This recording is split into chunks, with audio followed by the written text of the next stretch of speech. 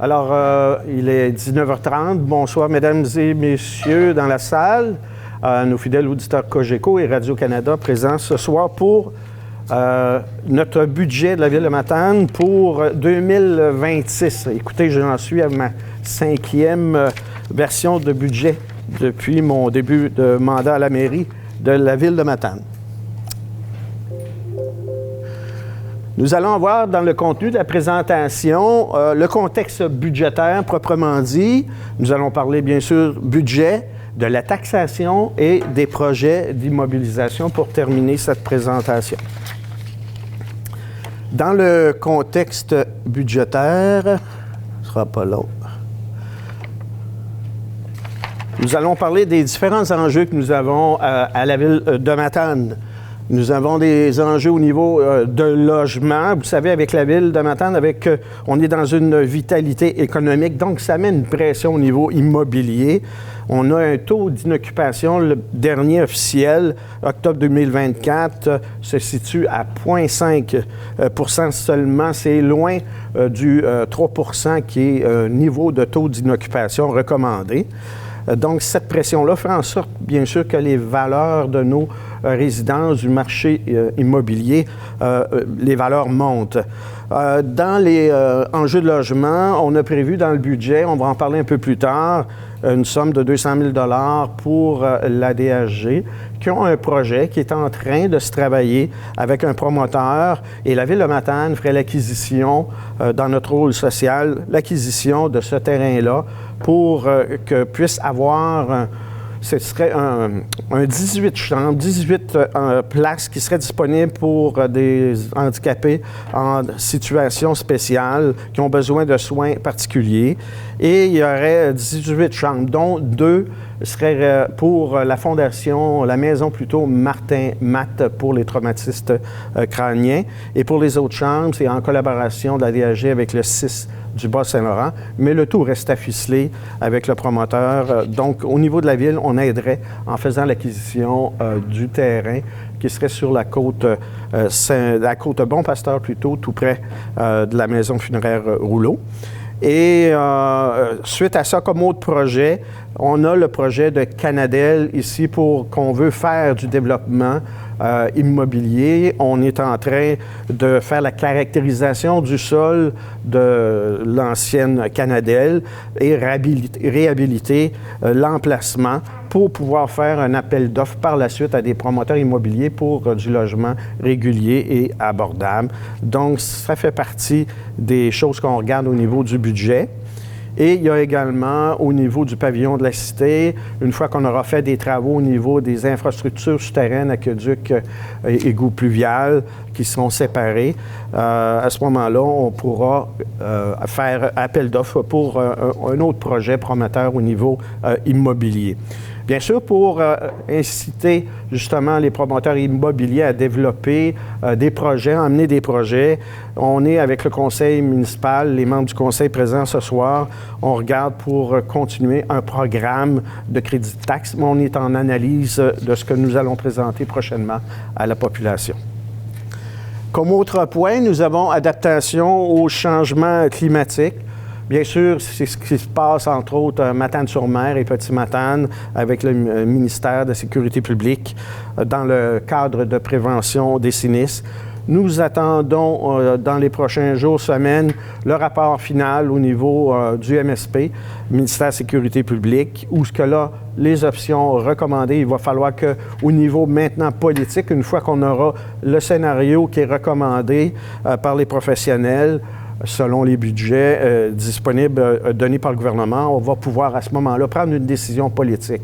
Jusqu'à date, ce projet-là était seulement technique, mais maintenant, quand on aura la solution finale proposée, le politique devra prendre une décision et au besoin de cogner aux portes du gouvernement si on a besoin d'aide supplémentaire pour concrétiser ce projet-là pour arriver à sécuriser nos populations en bordure de mer.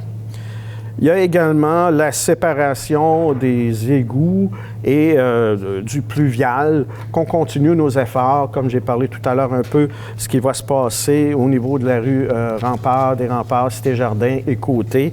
On va y revenir un peu plus loin. Donc, il faut continuer les efforts, comme on l'a fait l'an passé au niveau du boulevard, l'avenue Notre-Dame, sur la côte Saint-Rédempteur. On veut continuer des efforts. On a d'autres projets dans le même sens. Planification stratégique. Le conseil précédent, ou l'avant-dernier plutôt, avait fait une planification stratégique en consultant les employés et la population de la ville de Matane. Qu'est-ce qu'ils veulent voir dans leur ville dans les prochaines années? Et le conseil actuel et le conseil sortant ont décidé d'attendre la formation du nouveau conseil municipal pour lancer en 2026 une nouvelle consultation publique pour la planification stratégique. Donc, il y a des sommes d'argent prévues dans ce budget-là. Convention collective à la Ville de Matane. Les employés, depuis le 31 décembre 2024, la convention est échue. Nous sommes actuellement en pleine période de négociation. Vous aurez plus d'informations dans les prochaines semaines suite à ça ou prochains mois. L'indice des prix à la consommation en haut de l'écran à droite, c'est de octobre 2025. Au niveau du Canada, c'est 2,2 au niveau de l'inflation. Gardez ça, ce chiffre-là en mémoire pour les présentations tout à l'heure quand on va arriver au niveau de compte de taxes.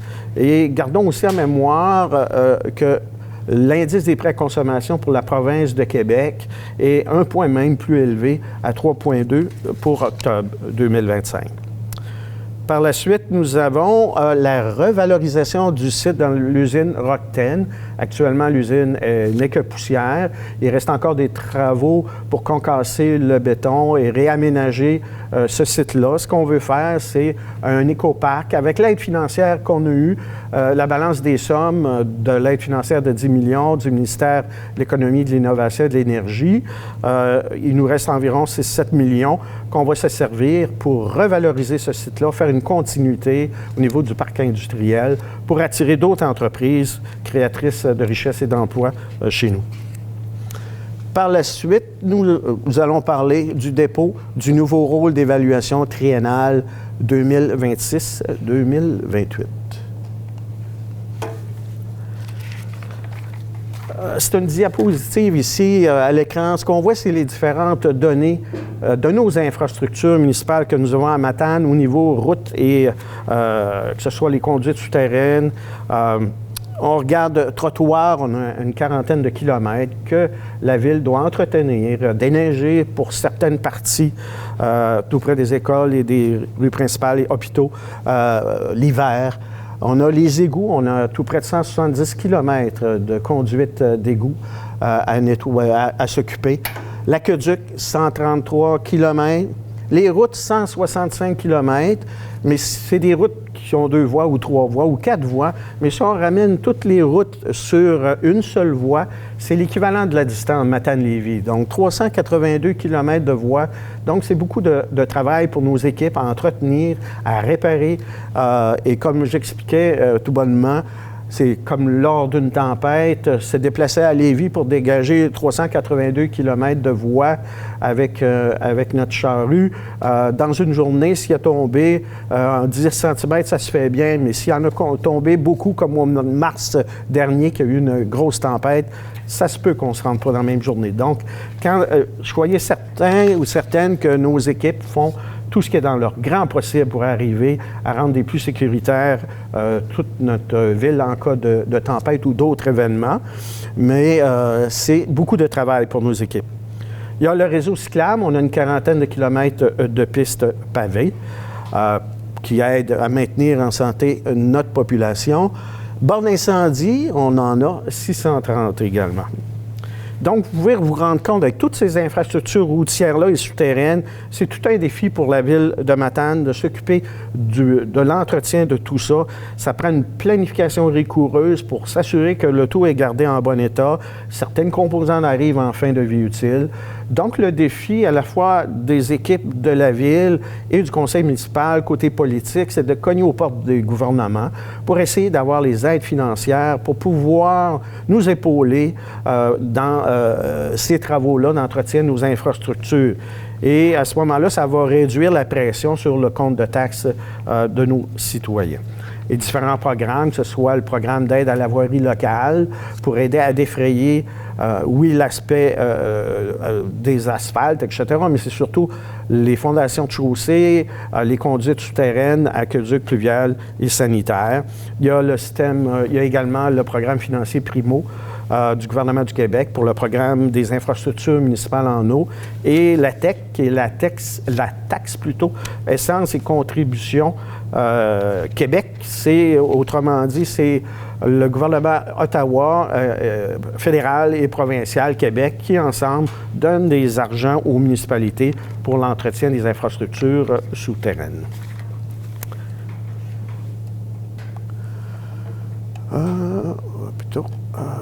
Excusez, la souris n'est pas évidente. OK. Dans le nouveau rôle d'évaluation triennale 2026-2028, l'évaluation foncière, sur quoi on engage plutôt les municipalités, une firme qui est spécialisée, qui est accréditée par le gouvernement du Québec, c'est que selon la loi sur la fiscalité municipale, il nous faut des évaluateurs agréés pour arriver à évaluer selon le marché de vente des résidences, du milieu résidentiel. Ça prend une évaluation des derniers actes de vente qui se sont passés dans les 18 mois précédant le dernier rôle. Donc, en date du 1er juillet 2024, il y a eu comme un portrait de toutes les transactions immobilières qui se sont faites ici à Matane. Tout ça a été analysé par l'évaluateur agréé. Ici à Matane, on fait affaire avec l'entreprise Servitec. Et ce que je tiens à dire à la population, c'est que ce n'est pas la Ville de Matane, administrative, ni les élus du conseil qui décident des valeurs du parc immobilier, de la valeur des résidences sur nos comptes de taxes comme telles. Ces valeurs-là sont vraiment faites selon les statistiques de tout ce qui s'est fait comme vente, acte de vente sur notre territoire. Donc, c'est fait de façon indépendante et de la volonté de chaque ville et administrative et politique. La méthodologie qui est, pour ces évaluations-là, c'est une façon de, avec les statistiques, ils comparent à ce moment-là pour la même maison dans différentes façons, soit le remplacement en tenant compte de la dépréciation. Pour certains édifices, surtout qu'on parle de commerce ou de blocs appartements, ça peut être une méthode de calcul selon le revenu également. Mais surtout pour les résidences, c'est les ventes qui se sont passées dans le secteur particulier de certains endroits à la ville comme telle. La date de référence, j'en ai parlé pour le rôle 2026 jusqu'à 2028, c'est le portrait des ventes qui se sont faites au 1er juillet 2024.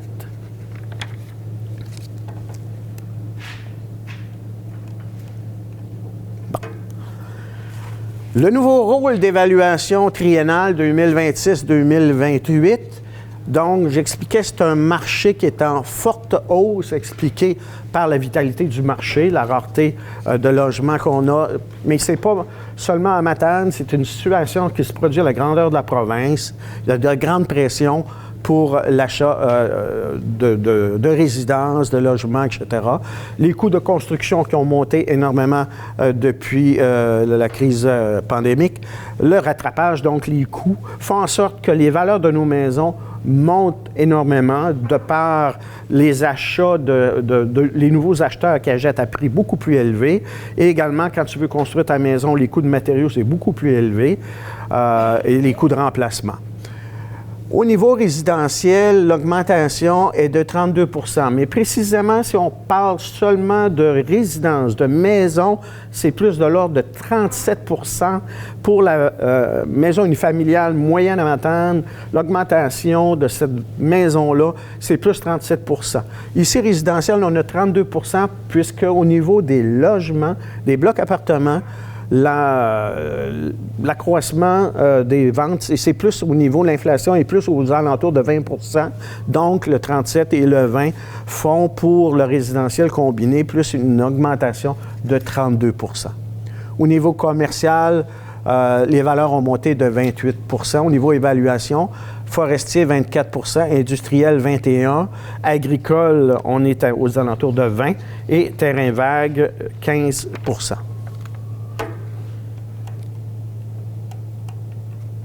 On va y arriver. OK.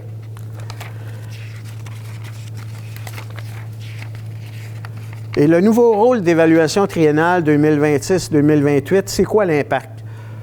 Les maisons valaient moins en 2025.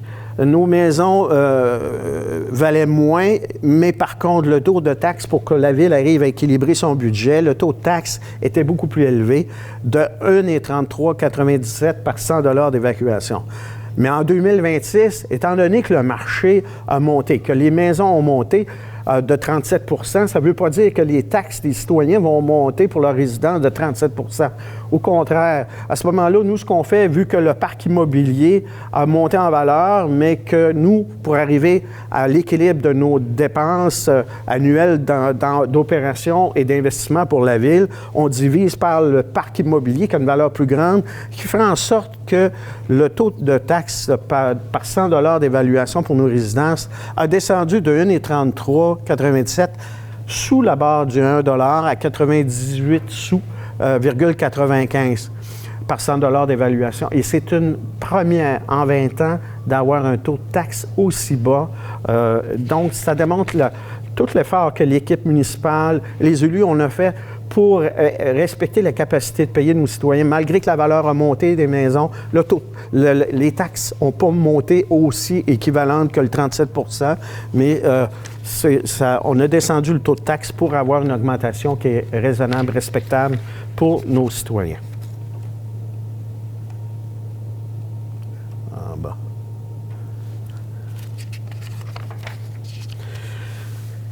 Au niveau de, justement, pour arriver à comprendre pourquoi que nos résidences ont monté à ce point-là de 37 % en moyenne, il faut comprendre le processus d'évaluation que j'ai essayé de le résumer, mais ce n'est pas évident à comprendre. À ce moment-là, ce qu'on veut faire au mois de janvier 2026, dans la semaine du 19 janvier, nous allons avoir quelqu'un de Servitec qui va venir ici pour renseigner notre population, pour les écouter, pour leur apprendre le processus d'évaluation, et les citoyens pourront à ce moment-là poser adéquatement leurs questions générales ou plus spécifiquement pour leur propriété. Donc, dans la semaine du 19 janvier, plus de détails à suivre prochainement.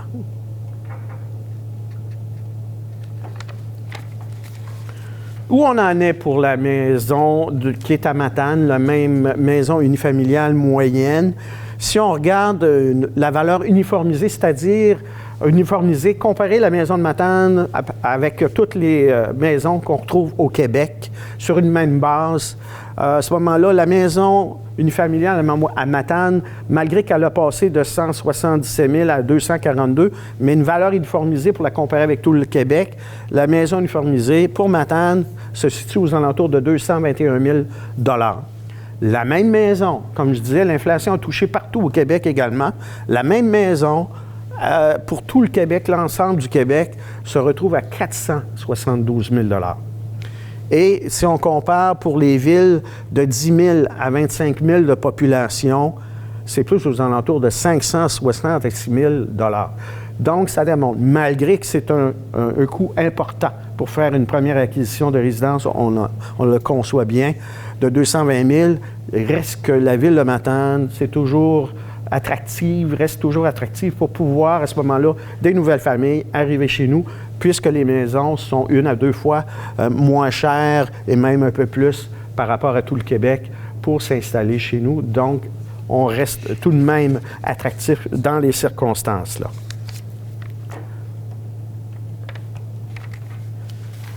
La dette à long terme, pour que notre ville puisse continuer d'avancer, d'opérer, il faut qu'on fasse des investissements. Et voici le tableau qui résume la dette nette à long terme pour la ville de Matane. La dette nette, c'est-à-dire c'est la dette, tous les emprunts que la Ville de Matane doit faire pour faire son développement et s'occuper de nos opérations, mais on soustrait à ça les aides financières gouvernementales. En soustrayant ça, la dette nette, c'est celle qui est supportée par le contribuable de la Ville de Matane. On regarde au niveau de la dette à long terme. En 2016, c'était 34 millions pour l'année et on s'en va vers la droite. 2025, on était évalué à 38,5 millions comme investissement, comme dépenses qu'on devait emprunter, engager. Et 2026, on se retrouve à 49,3. C'est principalement dû pour, entre autres, le projet du complexe aquatique. Par contre, ces dollars-là qu'on a ici, le 34 millions, c'est en dollars de chaque année. Mais si on prend le dollar de chaque année et on le remet équivalent au dollar de 2025, ce qu'on s'aperçoit, c'est pas nécessairement que les dépenses de la Ville ont monté, mais sont relativement stables si on se compare au même dollar de la même valeur de 2025. Et le conseil municipal, l'an dernier, avait fixé comme seuil à ne pas dépasser 41,3 millions comme dette nette. Et on était toujours en dessous de ça, sauf exceptionnellement pour le complexe aquatique. Donc, c'est un projet fort pour la Ville de Matane, majeur des plus importants. Mais dans le cadre de la nouvelle planification stratégique, le conseil actuellement en place pourra faire à ce moment-là une autre cible qui sera plus concrète, adaptée à la réalité des coûts actuels.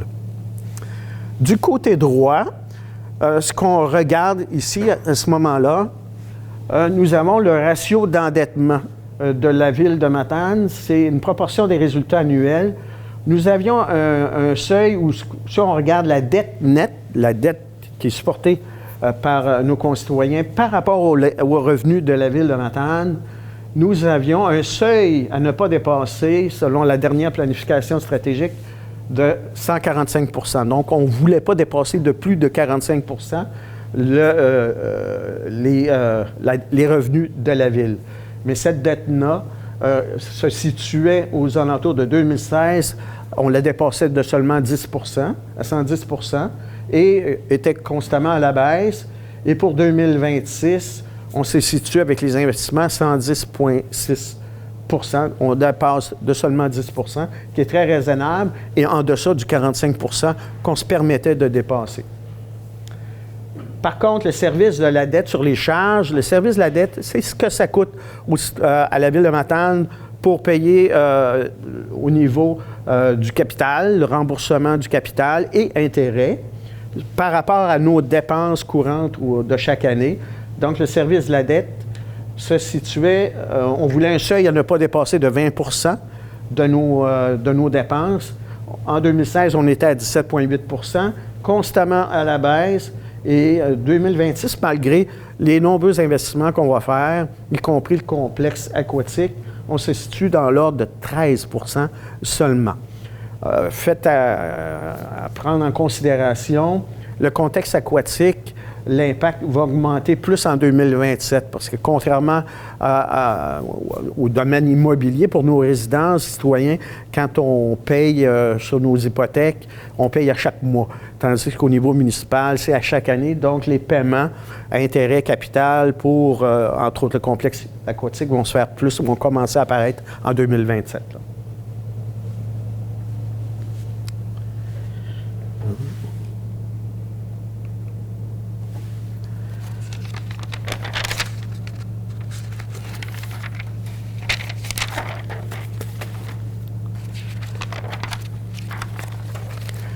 Le fonds de roulement. Un des magnifiques outils qui avait été mis en place en 2016, c'est d'avoir une réserve, un fonds de roulement qui permettait à ce moment-là à la Ville de s'emprunter à nous-mêmes. L'avantage de ça, c'est qu'au lieu d'avoir des délais importants de 3 mois environ, quand tu passes des résolutions au niveau du Conseil, de passer avec le gouvernement du Québec pour essayer d'avoir des aides financières, pas des aides financières, mais plutôt des prêts au niveau des institutions bancaires. C'est des délais importants, mais également des intérêts qu'il faut couvrir puisqu'il faut rembourser tous ces prêts-là après de nombreuses années. mais en ayant notre propre réserve à nous-mêmes, on se prête à nous-mêmes, donc sans intérêt. Et ce fonds-là, le fonds de roulement qui nous permet de présenter des projets immédiatement au lieu d'attendre des délais de 3 mois, en 2016, était de 3 millions. Et avec une taxe spéciale sur l'investissement qu'on a à chaque année et qui va monter à 5 sous du 100 $ d'évaluation qu'on va avoir un peu plus tard dans la présentation, on va monter tout près de 9 millions de fonds de réserve. Et ça, c'est vraiment pratique pour nous parce qu'en plus, ça nous permet de sauver du temps, mais de l'argent également, étant donné que si on ramène le 9 millions, si on l'empruntait au bout d'une dizaine d'années avec le taux d'intérêt actuellement de 3,4 %, c'est plus de 1,8 million en intérêt qu'on évite de faire. Donc, c'est des économies sur 10 ans d'1,8 million. C'est hypothétique, mais quand même, c'est des plus intéressants d'avoir ce fonds de roulement-là qui est sans intérêt pour nous, mais il faut avoir la discipline de se rembourser quand même. Fait à noter, au niveau de la loi des cités et villes, pour chaque municipalité, on peut faire une réserve, un fonds de roulement maximum, approximativement, à 20 % de nos revenus seulement.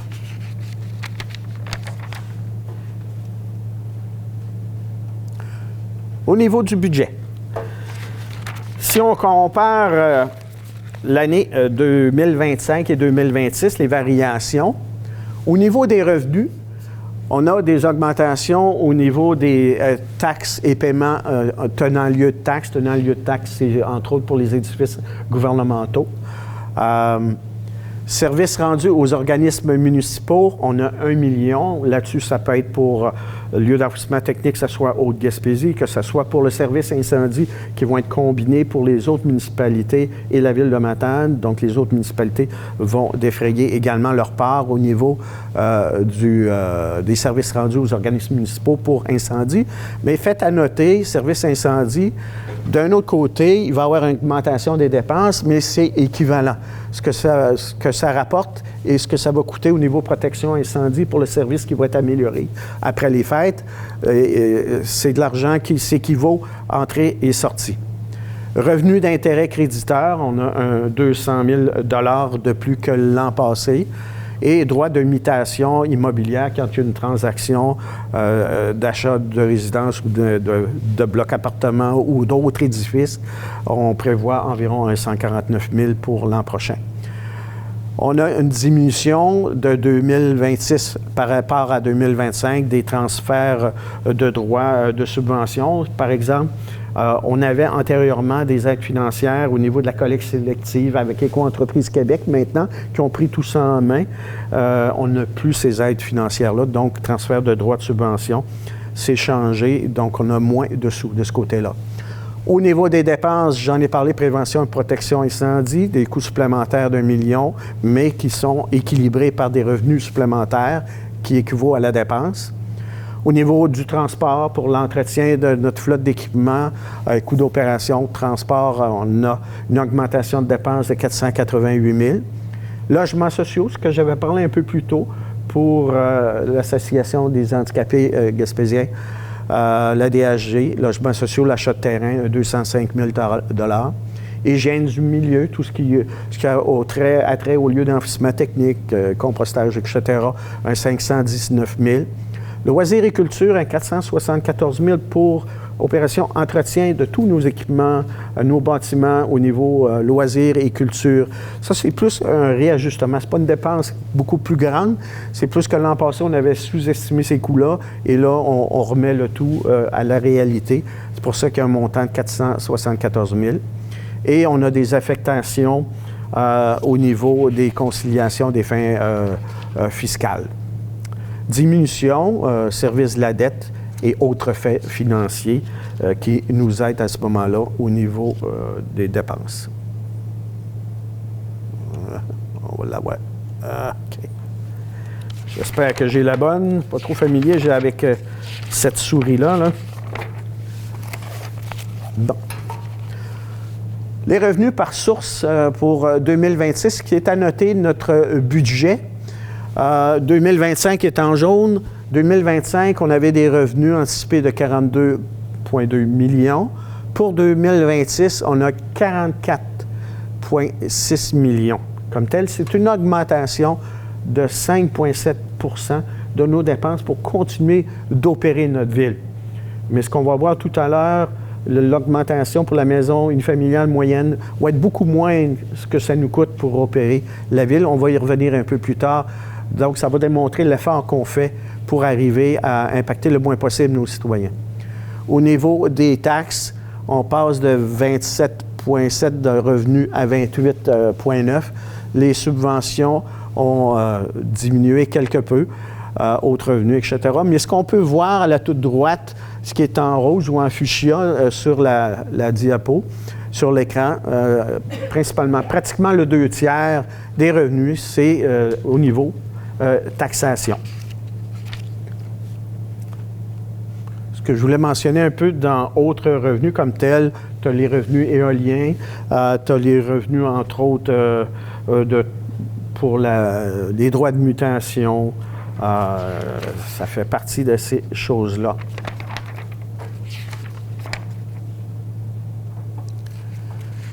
Dépenses et conciliation fiscale toujours, mais maintenant par fonction au niveau des dépenses, urbanisme et développement. Mais on a toujours, c'est sûr, en haut, on compare 2025-2026, 42,2 millions et 44,6. Donc, les revenus et dépenses sont équivalents parce que les villes, il faut que nos budgets soient équilibrés. Fait qu'on a la répartition selon les différentes disciplines ici à la ville de Matane.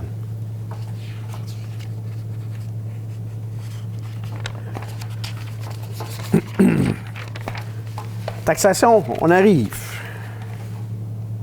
pour nos citoyens. Taxe foncière 2026 comparée à 2025 comparée à 2026. L'évaluation de la résidence moyenne. Selon le dernier rôle, la maison a été évaluée moyenne à 177 415. La même résidence maintenant, elle a augmenté de 37 % à 242 591. La taxe foncière, elle était de 1,32 $ en 2025, mais regardez l'effort. À ce moment-là, le taux du 100 $ d'évaluation a droppé sous les 1 $ à 93 sous 95 pour essayer d'impacter le moins possible nos citoyens.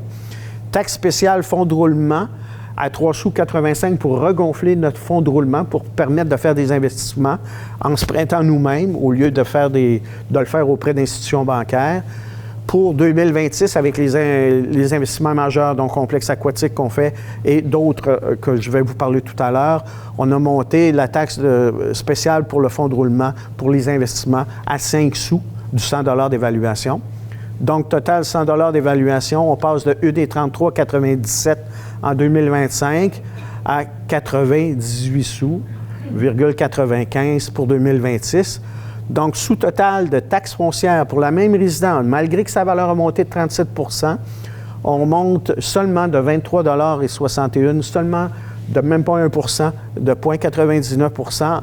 Donc, la taxe sous-total taxe foncière, 2376,83 $, elle monte à 2444. Maintenant, pour les tarifications qui se rajoutent à notre compte de taxes, l'aqueduc, c'est sûr, si la résidence est desservie. 2025, c'était 220.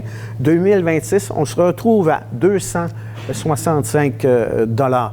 Les coûts d'exploitation, d'entretien de toutes nos infrastructures aqueducs, ça a monté. Donc, c'est pour ça qu'on se retrouve avec 45 $ de plus pour 2026. L'égout, si c'est desservi, passe de 242 à 257 pour les mêmes raisons de coûts qui ont augmenté. Dette, aqueduc et égout passe de 75,06, elle descend pour l'ensemble de Matane urbain à 45 et 43, puisqu'il y a des anciennes dettes qui ont cessé d'être actives. Donc, ça diminue beaucoup de façon sensible de ce côté-là.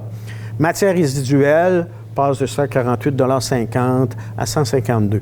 Pour un sous-total des tarifs de 685,56 $ monte à 719,43 $. Donc, variation plutôt des tarifications de 33,97 $, une augmentation de 4,94 %.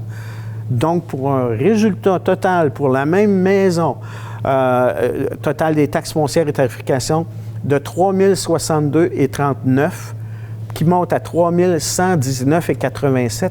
C'est une variation de seulement 57,48 $, de 1,88 %, malgré l'augmentation de nos résidences pour la résidence unifamiliale moyenne.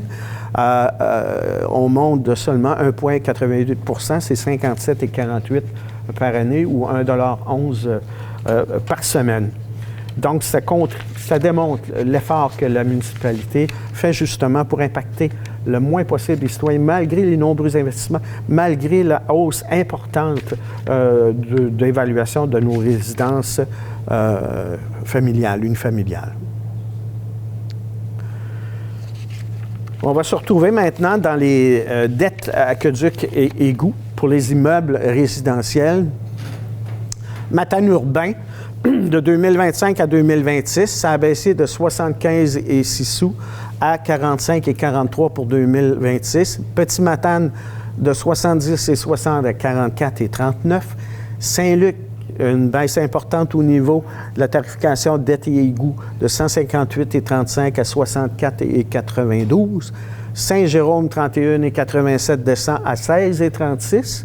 Et nous avons les maisons pour les faux septiques. C'est une tarification annuelle. La vidange se fait aux 2 ans, mais au lieu d'impacter les comptes de taxes des citoyens aux 2 ans ou aux 4 ans pour les chalets, on aime plutôt répartir ces coûts-là, les répartir pour les maisons vidange aux 2 ans pour les faux septiques. Donc, à chaque année, reste stable à 136 $ et chalet, 68 $ pour chaque année. Et les ramonages de cheminée par cheminée, c'est 61,42 $. Ça monte légèrement à 63,25 $. Donc, un résumé pour la maison unifamiliale moyenne sur le territoire de Matane. Donc, pour la maison qui valait 177 415 en 2025 et qui se retrouve avec le nouveau rôle, est estimé à 242 591 en 2026 plutôt. Foncière monte de 23,61 $, aqueduc de 45 $, égout monte de 15 $, dette aqueduc égout, ce que j'ai expliqué tout à l'heure, baisse de 29,63 $, et matière résiduelle de 3,50 $ pour une différence, malgré la hausse de cette maison unifamiliale moyenne, monte de 57,48 $, soit 1,88 %. Il faut se rappeler tout à l'heure ce que je mentionnais. L'indice des prix à la consommation d'octobre 2025 pour le Canada était de 2,2 %. On est inférieur à ce taux-là. De 2,2 %, on est inférieur puisqu'on est à 1,8 %, 1,88 % d'augmentation seulement. Et encore plus bas que le taux d'indice des prix à consommation pour le Québec qui est à 3,2 %. Excusez, des petits problèmes techniques avec la souris. On arrive. Ce graphique-là, j'ai-tu été trop loin? Oui, j'ai été trop loin. Je m'en excuse. Oui, OK. Si on regarde pour différentes catégories d'immeubles, les variations des taxes foncières du taux de base résiduel qui est le résidentiel comme tel, on passe de 1,3397 2025 à 98 sous, 95. 6 logements et plus, de 1,4132 descend à 1,20. Agricole, 1,3397 descend à 98 sous 95, comme le résidentiel. Forestier, la même chose. Terrain vague desservi, on est à 3,80 $. Ça, c'est un message qu'on veut passer au niveau du conseil municipal pour mettre une pression sur les propriétaires de terrains vagues, mais qui sont desservis par les services de la ville. Ce qu'on veut, c'est justement augmenter la densification urbaine. Donc, ce qu'on veut, c'est qu'il y ait des projets, soit des résidences ou des blocs appartements qui poussent sur ces terrains-là, vagues desservis. Et le non résidentiel commercial, si la valeur est inférieure à 2 millions, ça passe de 2,37 du 100 $ d'évaluation à 1,97. En haut de 2 millions, de 2,70 à 2,48. Et pour l'industriel, la valeur inférieure à 2 millions passe de 3,05 du 100 $ d'évaluation à 2,67. Et valeur excédentaire passe de 3,52 à 3,28,70.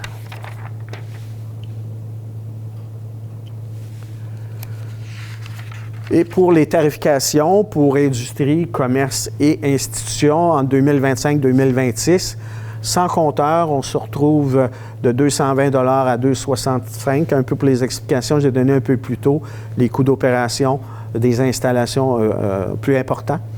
Aqueduc et égouts, 2,42 à 2,57 pour sans compteur, avec compteur, légère variation également. Matières résiduelles, lieu d'enfouissement technique, on passe de 166 $ à 195 $.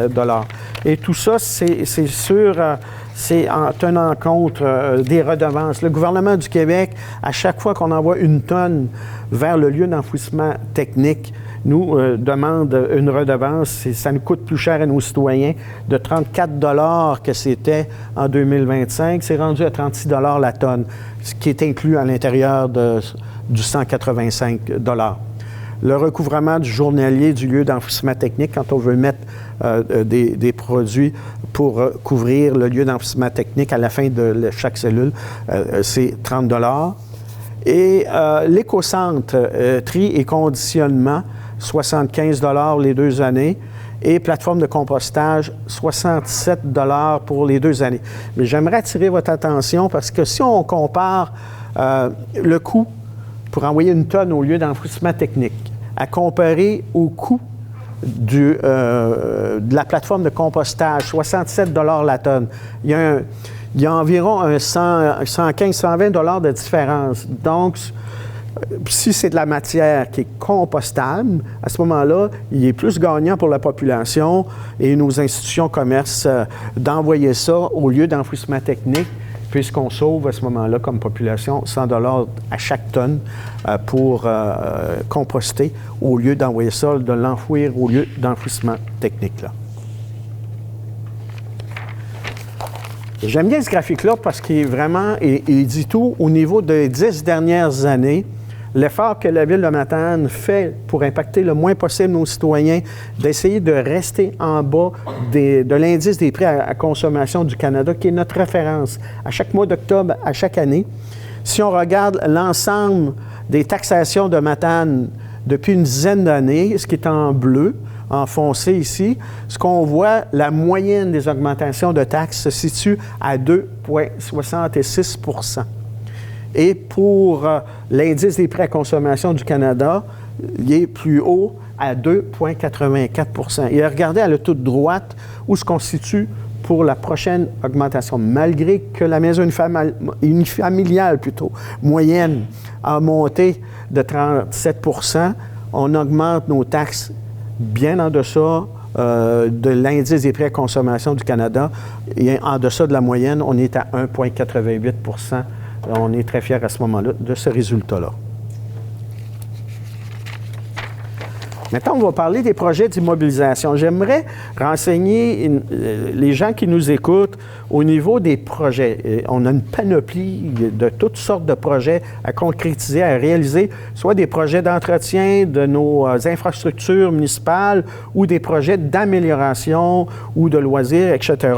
Il faut comprendre on ne décide pas ça sur le coin de la table comme ça, ou un projet politiquement est plus intéressant pour un autre. On a une dizaine de critères et chaque projet a une note sur 100 %. Et bien sûr, il y a le côté politique, mais il compte pour environ seulement 5 % du résultat d'analyse de tous les projets. On regarde si le projet cadre avec l'orientation stratégique qui avait été déterminée, entre autres, dans la dernière planification avec l'écoute de nos citoyens. Est-ce que c'est une exigence légale? Donc, il y a des pointages pour ça. C'est-tu un projet au niveau santé et sécurité? Ça, c'est important. À ce moment-là, on va le coter. Est-ce que c'est un projet qui touche le développement durable et l'environnement? Il va y avoir une note spéciale pour ça. Maintien des services pour garder la qualité d'entretien de nos installations municipales pour nos citoyens. Est-ce que c'est au niveau le public cible qui est visé? Est-ce que c'est un petit groupe ou c'est tout l'ensemble de la population qui en bénéficie? À ce moment-là, le projet va coter encore plus. Est-ce que c'est une bonification des services qu'on offre à nos citoyens? Ça aussi, il y a du pointage pour ça. Est-ce qu'il y a des besoins financiers importants? Si on regarde un projet qui est énormément dispendieux, bien, à ce moment-là, son pointage va être plus bas. Mais par contre, si le même projet a des aides financières importantes, on prend l'exemple du complexe aquatique, où ce que là, on a le 2/3 du financement potentiel qui peut être utilisé parce qu'on a eu une aide financière importante, là, le projet va coter énormément puisque la dette nette de nos citoyens va être beaucoup moins élevée, étant donné que les paliers de gouvernement nous aident beaucoup pour la concrétisation de ce projet-là. Donc, on prend tout ça. Il y a une équipe municipale avec les employés, avec le conseil municipal. On fait nos choix, nos analyses d'après ces cotes-là, ces données-là. Et c'est ça qui décide quel projet qu'on va faire dans les prochaines années pour la population. Ah, oui.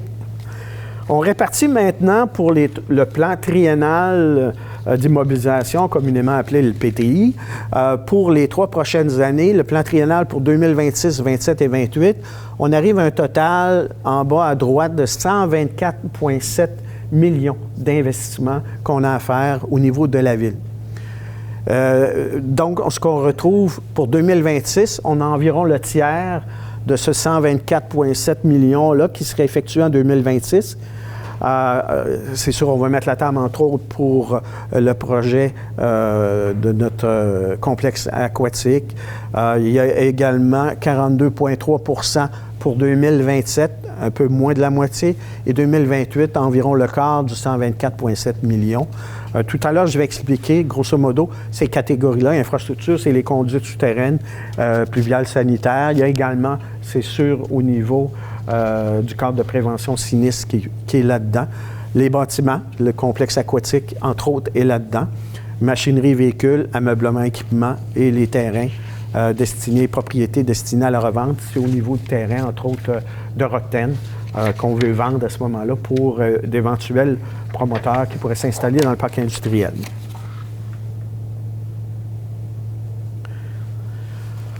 Si on regarde maintenant le financement pour le plan triennal de 2026 à 2028, on disait on a environ 124,7 millions, 125 millions pour les 3 prochaines années d'investissement. On regarde la proportion à la charge de la ville et à la charge de tiers, dont les institutions gouvernementales, pour chaque catégorie.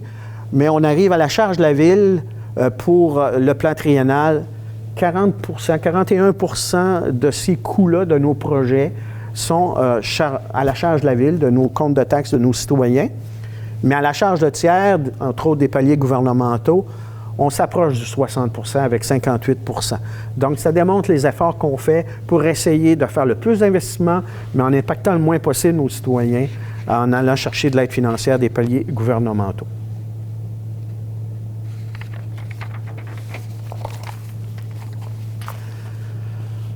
Le financement et dépenses maintenant, si on regarde pour l'année 2026 seulement. L'année prochaine, ce qu'on a à la charge de la ville, au niveau infrastructure, on a environ une dizaine de millions. Ce qu'on va faire, entre autres, là-dedans, des projets, comme je vais expliquer tout à l'heure, comme la séparation du système sanitaire et pluvial au niveau de Cité-Jardin, en haut de la côte Saint-Rédempteur, Rempart et la rue Côté.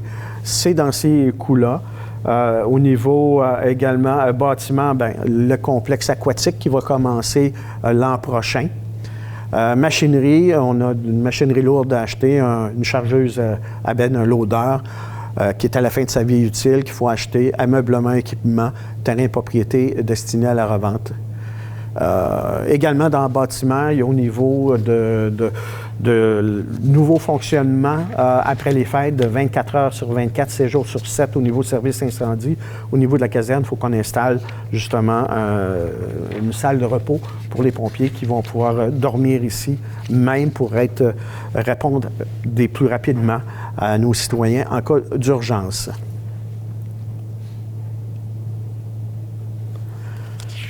Bon, on va maintenant parler de chaque projet. Au niveau c'est des exemples, au niveau infrastructure, d'aqueduc, d'égouts et de voirie, nous avons réfection des rues Rempart, de la Cité, Jardin et Côté, dans le haut de la Côte-Saint-Joseph, Côte-Saint-Rédempteur, tout près du pavillon de la Cité, pour séparer le sanitaire le pluvial. Il y a environ 2 ans, on avait fait les travaux sur la Côte-Saint-Joseph, où on avait séparé le sanitaire du pluvial. Fait qu'on va faire la même chose du côté, justement, Rempart, Cité, Jardin et Côté. Ça va permettre de soulager nos traitements d'effluents de la ville, étant donné que le pluvial va pouvoir prendre une destination autre que nos traitements des effluents. On a également réfection des rues Cahouette et Bernier, qui inclut un émissaire pluvial vers le fleuve. On avait fait l'an passé les travaux au niveau de l'avenue Notre-Dame, où on avait séparé le sanitaire et le pluvial, mais le tout se rejoignait dans une ancienne conduite qui allait vers le lieu d'enfouissement technique, vers plutôt notre traitement d'effluents de la ville. Mais maintenant, avec le projet des rues Cahouette et Bernier, on va pouvoir continuer de séparer le pluvial et le sanitaire, et ce qui va sortir le pluvial de Notre-Dame va pouvoir prendre un émissaire fluvial vers le fleuve, et seulement le sanitaire va pouvoir s'en aller vers notre traitement d'effluents. Donc, ça va soulager nos systèmes, et c'est une étape de plus pour empêcher le refoulement vers les résidences. Quand il arrive avec les changements climatiques, qu'arrivent des refoulements dans les sous-sols de maisons, étant donné que les effluents sont plutôt le sanitaire et le pluvial sont combinés, mais maintenant, le plus qu'on va séparer, le mieux ça va être pour nos réseaux. Il y a station de pompage des eaux usées prioritaires, phase 2. Nos systèmes de pompage de certains endroits en ville datent de presque 40 ans. À ce moment-là, ils sont rendus à leur changement. Il faut les restaurer, les mettre aux normes, les moderniser. C'est ce qu'on a prévu à faire dans ce budget-là. Et réseau routier, resurfaçage et trottoirs. Je tiens à informer la population, on a été à l'écoute parce que, oui, il y a les changements climatiques, un autre impact important. L'hiver, plus que du gel, des gels, c'est vraiment dur pour les infrastructures routières. Entre autres, ce qu'on va faire pour nos trottoirs, pour les 3 prochaines années, notre budget va passer de 180 000 à 240 000. Pour le réseau routier, on va passer de 2,7 millions sur 3 ans, on monte ça à 4,8 millions. Ça coûte de plus en plus cher à acheter justement l'asphalte, les coûts pour faire nos routes. Donc, on double pratiquement l'argent pour le resurfaçage de nos chemins. Il y a du resurfaçage aussi des rangs. Ça passe de 450 000 à 825 000 pour les 3 prochaines années. Autre point, au niveau des routes, on parlait entre autres de la route à Tanas, la ville de Matane, que j'expliquais déjà récemment à Radio-Canada devant la petite Anna. On n'était pas à la première demande auprès du gouvernement du Québec pour avoir de l'aide financière pour faire l'entretien qui est vraiment dû au niveau de la route à Tanas. Mais on avait eu un premier refus l'an passé, entre autres, du gouvernement du Québec, ministère des Transports, étant donné que cette route-là ne cotait pas au niveau de l'ensemble de la Matanie dans le programme d'intervention des infrastructures routières locales via le programme d'aide à la voirie locale du gouvernement du Québec, du ministère des Transports et de la mobilité durable. Fait que ce qu'on a fait, on s'est rendu compte qu'il manquait un paramètre pour que ressorte la route à Tanas. On a rajouté un paramètre à la MRC qui fait en sorte que la route à Tanas compte comme une route de contournement. Si jamais il arrive un pépin majeur sur la route 132 puis qu'elle est fermée, à ce moment-là, la route à Tanas permet, via le rang 4 vers Saint-Ulrich, de pouvoir contourner si la 132 était coupée du trafic à ce moment-là. Donc, en faisant ça, ça a permis, avec l'accord des maires-mairesses des municipalités environnantes dans la Matanie, ça a permis de faire ressortir la cote de la route à Tanas. Et maintenant, elle fait partie de les demandes financières. On a redéposé et maintenant, on attend d'une journée à l'autre ou d'une semaine à l'autre le feu vert du ministère du Développement durable pour faire les réparations qui s'imposent sur le 1,6 km entre la 132 et le rang 4 qui est à la responsabilité de la Ville pour refaire cette route-là comme telle. On a bien hâte d'avoir le résultat du gouvernement là-dessus. Et également, il y a d'autres projets qui ne paraissent pas ici, qu'on va parler un peu plus tard. Il y a, c'est sûr, le projet de nouvelle école sur la côte Saint-Rédempteur, ou le stade de Bâle, pavillon de la Cité.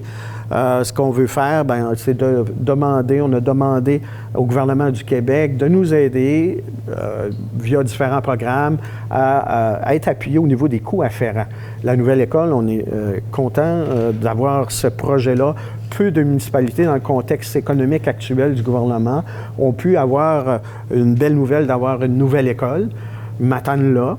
Mais cependant, il y a des coûts afférents à ça. Il va falloir composer, faire des nouvelles routes, il va falloir faire une étude de trafic, il va y avoir des conduites souterraines, aqueducs, égouts, sanitaires, pluviales, etc., des voies au niveau pour le transport le transport pour nos citoyens qui veulent prendre plutôt circuler ou nos jeunes à vélo. À ce moment-là, on demande au gouvernement de pouvoir nous appuyer pour impacter le moins possible nos concitoyens au niveau des taxes.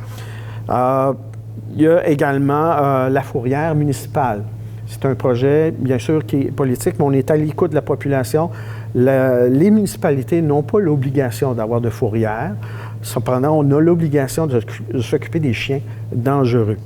Mais ce qu'on fait, la Ville, on a fait faire un estimé des coûts des travaux qui sont rendus vraiment majeurs et importants, mais cette problématique-là de fourrière n'est pas typique seulement à la Ville de Matane. Toutes les municipalités environnantes, dans l'Est du Québec également, ont le même type de problème. On est en discussion actuellement avec des organisations municipales autour de Matane, si elles seraient intéressées à se joindre à nous et participer pour qu'on puisse financer un projet comme ça qui est vraiment dispendieux parce qu'il y a beaucoup d'exigences, que ce soit au niveau ventilation, que ce soit le MAPAC qui s'occupe justement des besoins particuliers des fourrières. C'est des devis qui sont très rigoureux et très spéciaux, là. Et c'est sûr comme projet également le cadre de prévention des sinistres qu'on va parler un petit peu plus tard pour Matane-sur-Mer. Hop, hop, on va y arriver. Bon. Comme autre projet qu'on regarde, infrastructure récréative extérieure, on veut avoir à Matane un skatepark vraiment pour nos jeunes adultes, nos ados, qui serait l'emplacement actuel. Avoir un skatepark vraiment digne de mention, en béton, pour répondre. On a écouté via le budget participatif, il y a nos jeunes qui ont maintenant la piste à rouleau, le pump track, mais maintenant on aurait un skatepark vraiment à la hauteur des attentes de nos jeunes. On va faire en 2026, qui est prévu au budget, les études pour avoir les plans détails, ingénierie, etc., pour appel d'offres. Et après ça, on pourra se tourner vers les paliers de gouvernement pour essayer d'avoir des aides financières pour concrétiser ce rêve-là. Budget participatif 2027, on est à la 10e édition actuellement. Donc, en 2026, on va se lancer pour communiquer avec la population s'ils ont des projets à nous soumettre et le Conseil est d'accord pour continuer ce bel élan-là, qui est une façon pour nous de démocratiser le choix des installations sportives que la population aimerait voir. Donc, la 10e édition pour 2027, elles seront concrétisées là. On a 1,5 million sur 2 ans. Donc, 400 000 pour des projets que la population désire avoir et même un 100 000 $ au niveau de l'aspect culturel.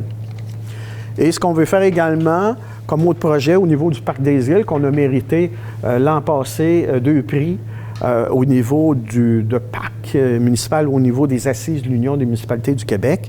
C'est ce qu'on veut faire. On veut, entre autres, au niveau du pavillon des baigneurs, un nouveau quai. On veut améliorer l'aspect sécurité, de nouveaux équipements pour rajouter à ce beau coin qu'on a. On est chanceux d'avoir ça en plein centre-ville. Là.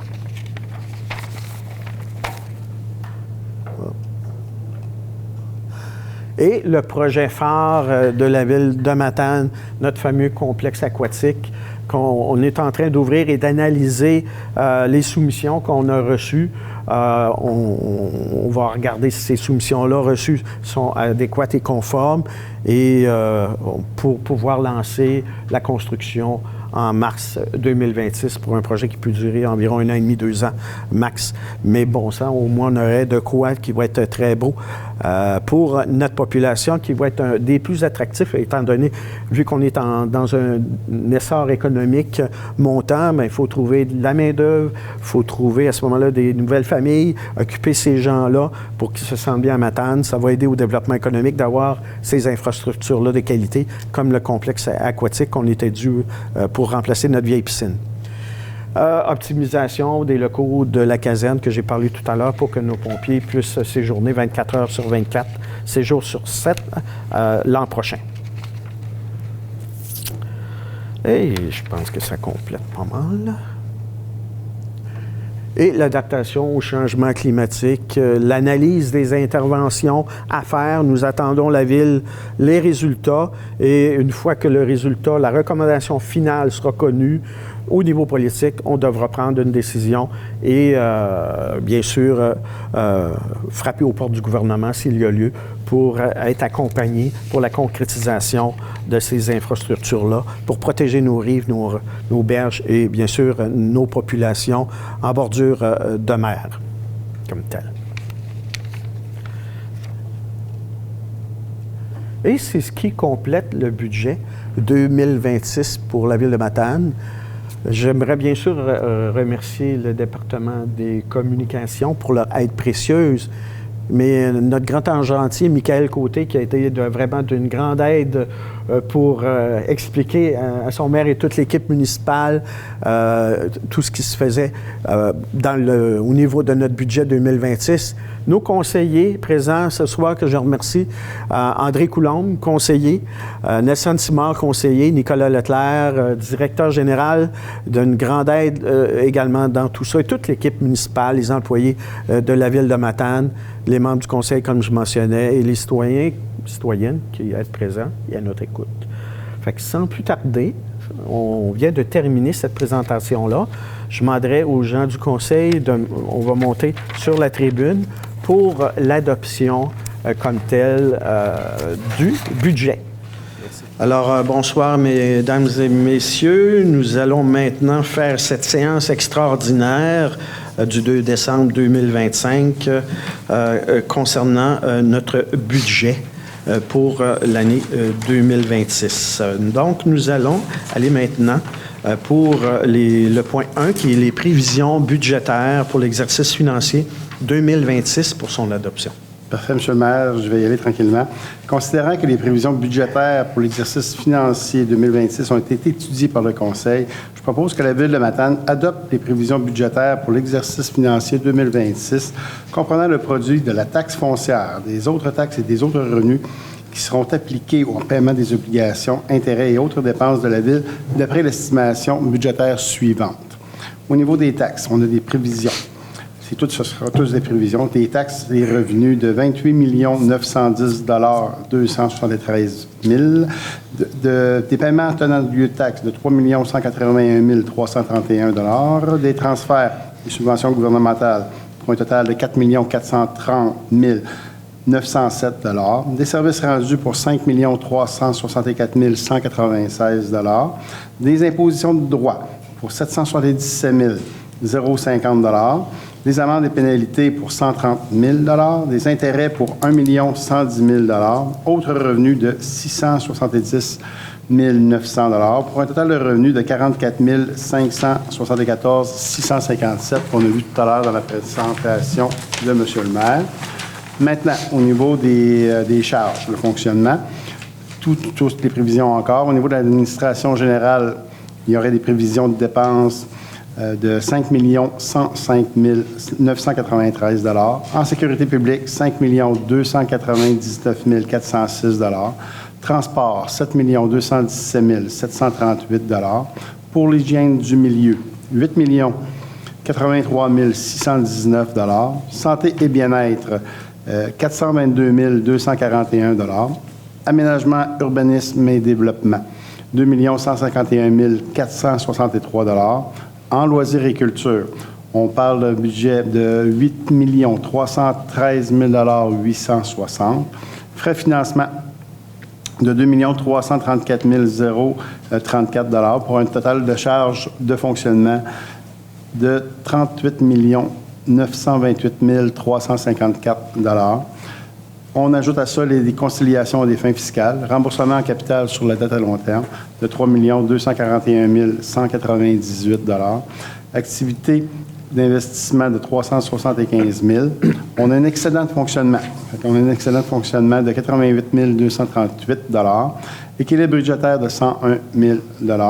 Réserve financière et fonds réservés de 2 513 573 et autres montants de conciliation des fins fiscales en négatif de 294 230 $, qui nous donne un total de conciliation à des fins fiscales de 5 646 303 $, plus le 38 millions de tout à l'heure. On arrive au total qui est exactement la même chose que les revenus, c'est-à-dire de 44 574 657.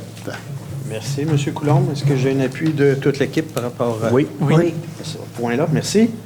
Au point 2, maintenant, c'est le programme triennal d'immobilisation pour les projets 2026, 2027 et 2028. Je propose que soit adopté le programme triennal d'immobilisation 2026, 27 et 28, selon le tableau suivant. Immobilisation en 2026 pour 41 680 567. En 2027, 52 781 400. Et en 2028, 30 283 000. Le financement permanent de cette immobilisation serait réparti selon les modes suivants. En excédent de réserve de fonds, en 26, 2 687 000. En 2027, 1 489 400 et en 2028, 574 000. Emprunt à long terme, en 2026, 16 555 458. En 2027, 21 649 709 et en 2028, 8 431 425. Promoteurs et imposition de droit, en 2026, 250 000. En 2027, 250 000 et en 2028, 0. Subvention, 22 188 109 en 2026 et en 2027, 29 392 291 et en 2028, 21 277 575 pour un total en 2026 de 41 680 567, en 2027, 52 781 400 et en 2028, 30 283 000. Merci, M. Simard. Est-ce que tout le monde est en accord avec ce point? Oui. Merci. Je vais y aller pour... Est-ce qu'il y a des questions par rapport à ce point-là? Parfait. Merci beaucoup. Merci. Donc, on va qui propose la levée de... Oui, je propose la levée de cette assemblée extraordinaire. Merci, M. Gagnon. Maintenant, c'est au niveau de la séance extraordinaire suivante, au niveau du dépôt de projet.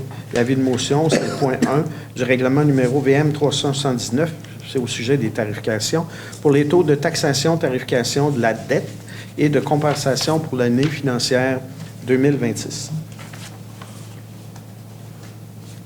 Allez-y, M. le maire, avec l'objet, si vous voulez. Ah oui, c'est vrai, bien exactement. Établir donc l'objet, les taux de taxation, de tarification de la dette et de compensation pour l'année financière 2026. Mode de tarification, taxation, c'est le compte de taxe municipale. Et la portée, ça s'applique à l'ensemble des immeubles imposables sur le territoire de la Ville de Matane, d'après leur valeur telle qu'elle apparaît au rôle d'évaluation en vigueur à chaque année. Oui, M. le maire. Considérant qu'un avis public de la tenue de la séance extraordinaire du mardi 2 décembre 2025 pour l'adoption du budget 2026 a été publié sur le babillard de la Ville de Matane et sur le site Internet de la Ville de Matane le 18 novembre 2025, ainsi que dans le journal Le Soir du 26 novembre 2025. Considérant que, conformément à l'article 356 de la Loi sur les cités et villes, le maire, vous, M. Métivier, lors de la présentation du projet de règlement numéro VM 379, avez fait mention de l'objet du projet de règlement, son mode de tarification et de sa portée. Je dépose et donne avis de motion du règlement numéro VM 379 qui sera soumis pour adoption à une séance subséquente afin de fixer les taux de taxation de tarification de la dette et de compensation pour l'année financière 2026. Alors, est-ce que je n'ai plus de toute l'équipe par rapport à ce Oui. point-là? Oui. Merci.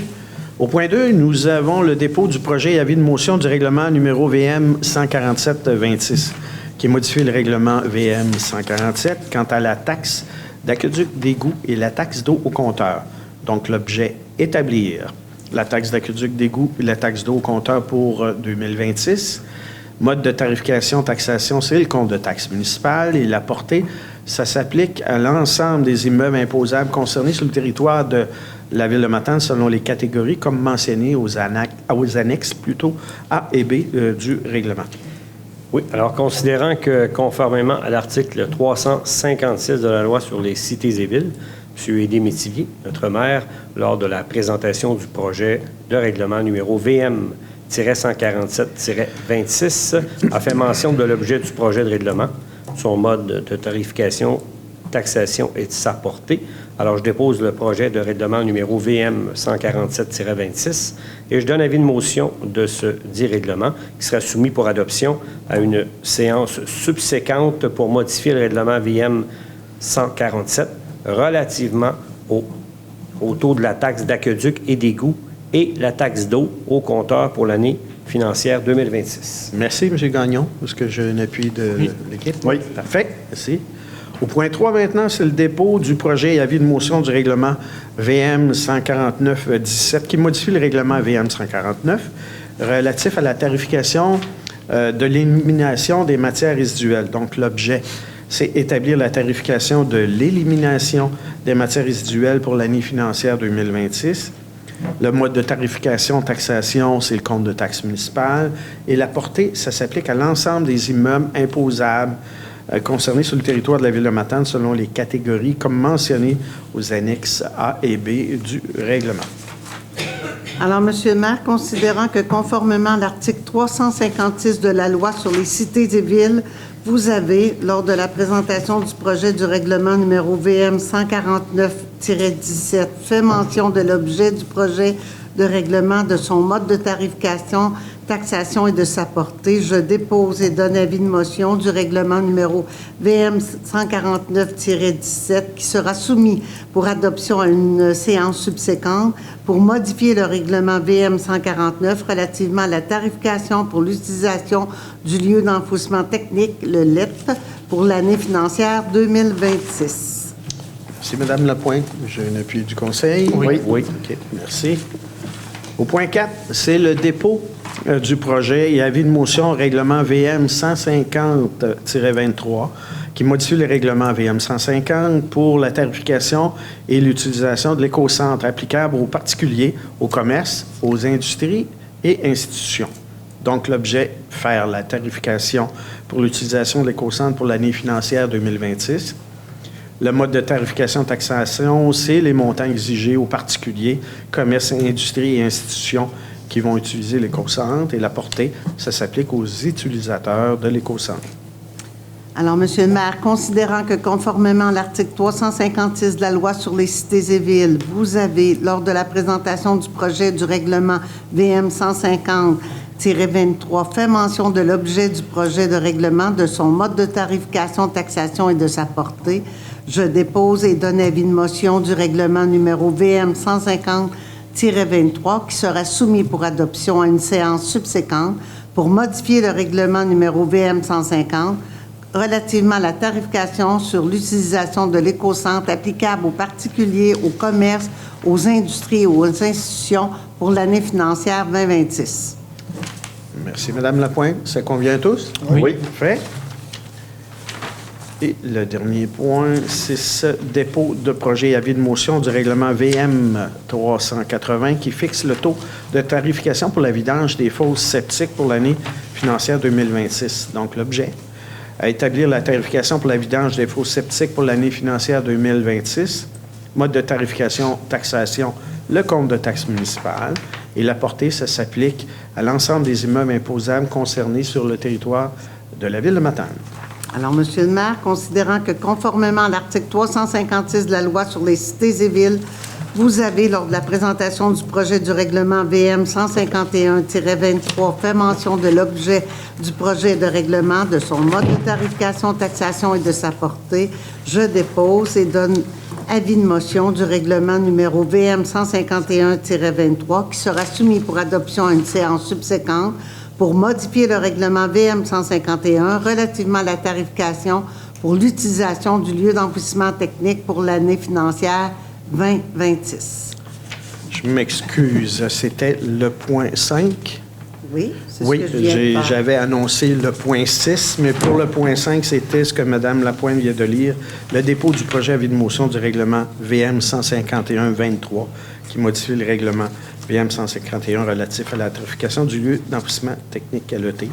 Donc, son objet était d'établir la tarification du lieu d'enfouissement technique LET pour l'année financière 2026 et le mode de tarification-taxation selon les grilles des annexes A et B qui visent les particuliers, municipalités assujetties à ceux des municipalités non assujetties et la portée, ça s'applique aux utilisateurs de lieux d'enfouissement technique. Désolé pour cette mauvaise lecture. Mais ça fait tard. Une grosse journée pour M. Oui, grosse journée, oui. Ça fait que moi, vu que vous avez déjà lu l'introduction du numéro 6, ça fait que je vais y aller avec la résolution. Oui, merci. Conformément à l'article 356 de la loi sur les cités et villes, Monsieur le maire Aidé Métivier, lors de la présentation du projet de règlement numéro VM 380, a fait mention de l'objet du projet de règlement et de son mode de tarification, taxation et de sa portée. Je dépose et donne avis de motion du règlement numéro VM 380 qui sera soumis pour adoption à une séance subséquente pour fixer la tarification pour le vidangeage des fosses septiques pour l'année 2026. Merci beaucoup, M. Simard. Désolé de ce contretemps. Tout le monde est en accord avec ce point? Oui, tout à fait. Oui. Parfait. Là, il y a une période de questions. S'il y a des questions dans la salle. Bon, merci. On va y aller maintenant. Avec À ce moment-là, M. le maire, je proposerai la levée de l'Assemblée. Merci, M. Coulombe. Merci à notre auditoire.